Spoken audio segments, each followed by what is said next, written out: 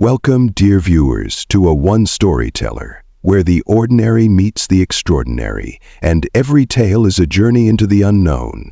Tonight we bring you a story that will leave you on the edge of your seat. A story of courage, injustice, and a secret power that defies all odds.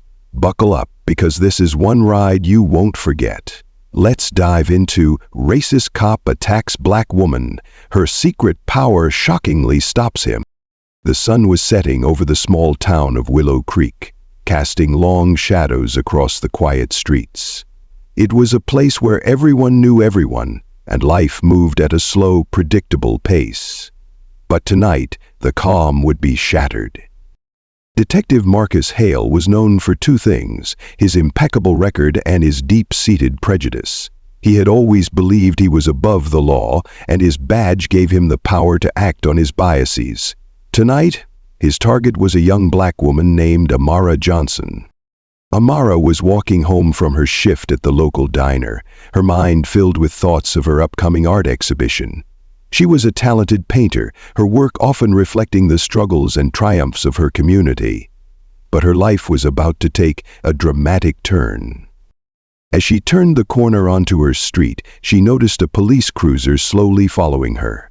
Her heart raced as the car pulled up beside her, and Detective Hale stepped out. "Evening, ma'am," he said, his tone dripping with false politeness. "Mind if I ask what you're doing out here this late?" Amara took a deep breath, trying to stay calm. "I'm just heading home, officer. I live right down the street." Hale's eyes narrowed as he looked her up and down.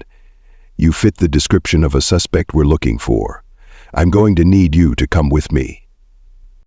Amara's heart sank. She knew this wasn't about any suspect. It was about the color of her skin. She had heard stories of Hale's brutality, and she knew she had to be careful. "Officer, I haven't done anything wrong," she said, her voice steady despite the fear creeping into her chest. Hale smirked. "We'll see about that. Now, turn around and put your hands behind your back." As Hale reached for his handcuffs, something inside Amara snapped. She had always felt different, as if there was a hidden strength within her that she couldn't quite explain. And now, as fear and anger surged through her, that power began to awaken. Her eyes glowed with an otherworldly light, and a surge of energy erupted from her body, sending Hale flying backward. He landed hard on the pavement, his eyes wide with shock. "What the hell?" he muttered, scrambling to his feet. Amara stood tall, her entire being radiating with power. She didn't understand what was happening, but she knew one thing. She wasn't going to be a victim anymore. Hale drew his gun, his hands trembling. "Stay back, I'm warning you." But Amara wasn't afraid. She raised her hand, and a force field of energy surrounded her, deflecting the bullet Hale fired. The sound of the gunshot echoed through the empty street, but Amara remained unharmed. As the confrontation escalated, a crowd began to gather. People watched in awe as Amara's power continued to grow, her energy lighting up the night sky. Hale, realizing he was outmatched, called for backup. But before more officers could arrive, an elderly woman stepped forward from the crowd. She was known in the community as Mama Nia, a wise and respected figure who had always been a source of guidance for Amara. "Child," Mama Nia said, her voice calm but firm, "it's time you knew the truth."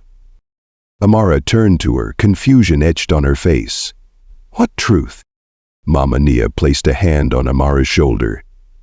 "You are not like the rest of us. You are a descendant of the ancients, a lineage of powerful beings who have protected this world for centuries. Your power has been dormant, waiting for the right moment to awaken, and now it has." Amara's mind raced as she tried to process what she was hearing. "But why me? Why now?" Mama Nia smiled. "Because the world needs you, child. There is darkness spreading, and only you can stop it." As the truth of her heritage sank in, Amara knew she had a choice to make. She could use her power to protect herself and her community, or she could walk away and let the darkness prevail. With a newfound sense of purpose, Amara turned to face Hale and the other officers who had arrived on the scene. "You think you can terrorize us because of the color of our skin? You think your badges make you untouchable? Well, not anymore."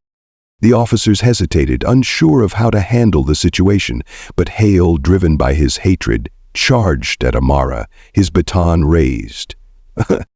Amara's power surged once more, and with a wave of her hand she disarmed Hale and sent him crashing to the ground. The other officers, realizing they were outmatched, lowered their weapons. "This ends now," Amara declared, her voice echoing with authority. "No more injustice, no more fear. From this day forward, we fight back." The crowd erupted into cheers as Amara stood victorious, her power shining like a beacon of hope.